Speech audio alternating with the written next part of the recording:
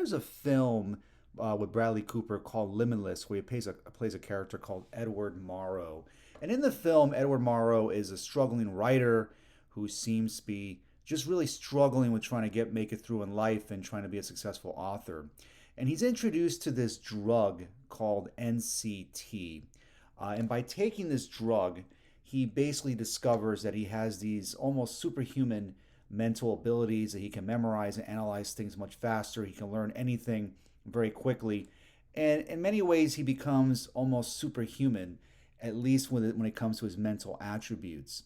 So I think this whole idea behind Limitless, or this notion of how we can become a genius where we're unlimited, where we can be and do anything and accomplish anything, where in a lot of ways we become like our own genie, or our own Aladdin, where we have the ability and power to make our dreams a reality and become more than what we are now. And I believe that all of us have these higher faculties, these abilities that we don't normally harness, that when we tap into them, I really believe that we can become limitless and really transcend from where we are to where we want to be. But I think the big question is, how is it that we can do that? How is it that we can overcome the internal resistance that we experience with wanting to take action and pursue a worthwhile goal and use or make the most out of our abilities so we could become something more and make the best out of our lives and of our communities as well. And I think I want to start with a quote from Dr. Joe Dispenza from his book, Breaking the Habit of Being Yourself, where he says that to be empowered, to be free, to be unlimited, to be creative, to be a genius, to be divine, that is who you are. Once you feel this way, memorize this feeling. Remember this feeling. This is who you really are.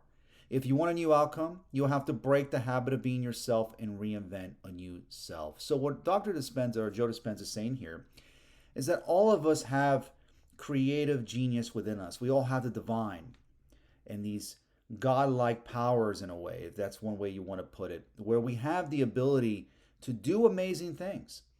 And that if we hold on to this feeling of abundance, of empowerment, of possibility, we can become something more and really, in a way, become limitless, where we can do so much more, make the most out of our lives, and accomplish more. But in order to do that, you can't expect to do the same thing over and over again and expect a different result. And going back to Einstein here, we were into this image. It was Einstein that said that insanity is by doing the same thing over and over again and expecting a different result. So you can't expect to reinvent yourself or to be limitless if you keep doing the same or engaging in the same negative habits and way of thinking that has led you to where you are now. So it requires then that we reinvent ourselves or really become our authentic selves.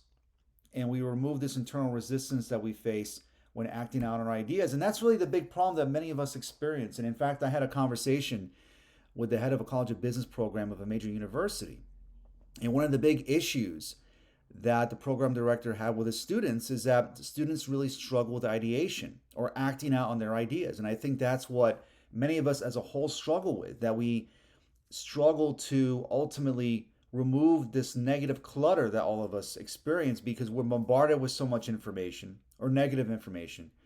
And there's so much stuff that's swirling around in our minds that it's very difficult to stay focused and be in the present moment, because either we're reliving and being in disappointment of past experiences, or we're worrying about some future outcome. And of course, with all the responsibilities that we have with our job, with our families, it makes it very difficult to enter these states of flow where we really get in that zone, that sweet spot where we can make the most out of our abilities and get in that flow. We can become happier, more fulfilled, and get more done and be more productive in our careers as well.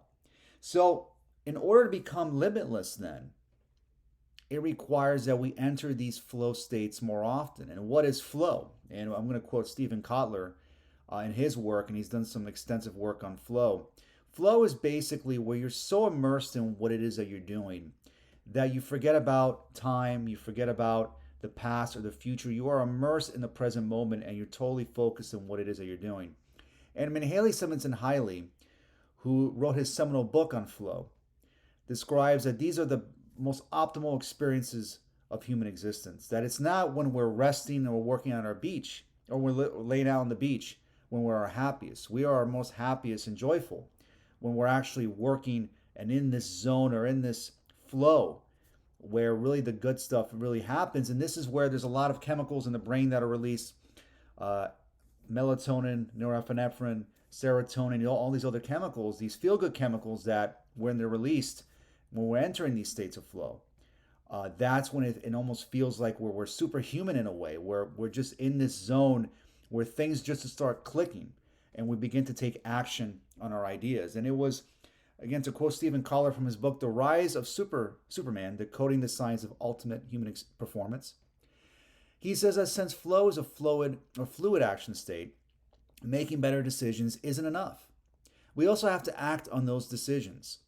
The problem is fear, which stands between us and all actions. Yet our fears are grounded in self, time, and space. With our sense of self out of the way, we are liberated from doubt and insecurity. With time gone, there is no yesterday to regret or tomorrow to worry about. And when our sense of space disappears, so do physical consequences. But when all three vanish at once, something far more incredible occurs: our fear of death. That most fundamental of all fears can no longer exist. Simply put, if you're infinite and intemporal, you cannot die. This is a very provocative and powerful statement by Collar in this book, and I highly recommend you read it.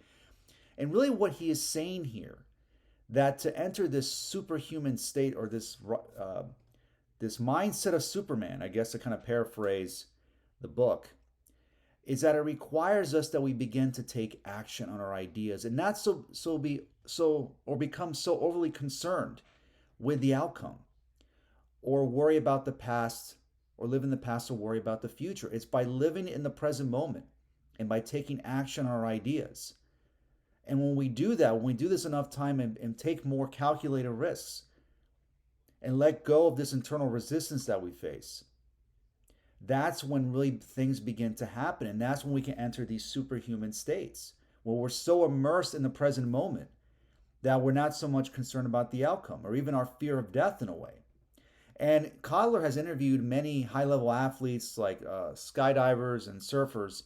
And in interviewing them, he discovered that they found that they enter these states of flow when they're performing, when they're almost risking serious injury. But when they're in these moments, it seems like they're completely and utterly at peace. And they're totally immersed in the zone and they almost feel godlike and they feel limitless. So to do that then, to experience more of these moments, it requires taking on more risk and taking on challenges that aren't too difficult but aren't easy enough where they're not much of a challenge. We want to take on some challenges that help us enter these states of flow and take on more risk. And when we do that, when we begin to take action, the benefits of that isn't so much achieving a particular goal per se, but it's when we enter these states of flow more often. Limitless is not so much accomplishing all these goals, though you can certainly accomplish more goals when you enter these flow states. But it's entering these states in of themselves. That is the goal. The goal is to get into flow as often as we can. When we do that, that's when life becomes rich and rewarding and amazing because we're in this mindset where we're totally at peace and we're at bliss and we're using or making the most out of our higher mental faculties. Or to put it another way, or to reference Abraham Maslow and his hierarchy of needs, who I've referenced a lot in many of my lectures, it's the pinnacle of human experience is when we are expressing our authentic selves. And that is, I believe, the outcome when we enter these states of flow, or a side effect, is that we are becoming our authentic selves. No longer are we indulging in negative beliefs or thoughts that hold us back. When we transcend and overcome these negative thoughts and behaviors, that's when we become something more. And that's when we can reinvent ourselves and truly become limitless because we're not concerned if we're going to succeed or fail. By taking action consistently over time, that's when we can truly become limitless. So to quote Kotler again from his book, The Rise of Superman, and again kind of reiterating this, to really achieve anything, you have to be able to tolerate and enjoy risk. It has to become a challenge to look forward to in all fields. To make exceptional discoveries, you need risk. You're just never going to have a breakthrough without it. So, what Kotler is saying, I think Price Pritchett says it in the quantum leap strategy, that in order to achieve this quantum leap, you have to be willing to take a risk. Now, I'm not saying a risk where it could harm you financially or physically per se, but you do want to be able to take more action or take asymmetric risks where you put yourself in positions where the downside is minimal, but the upside is massive.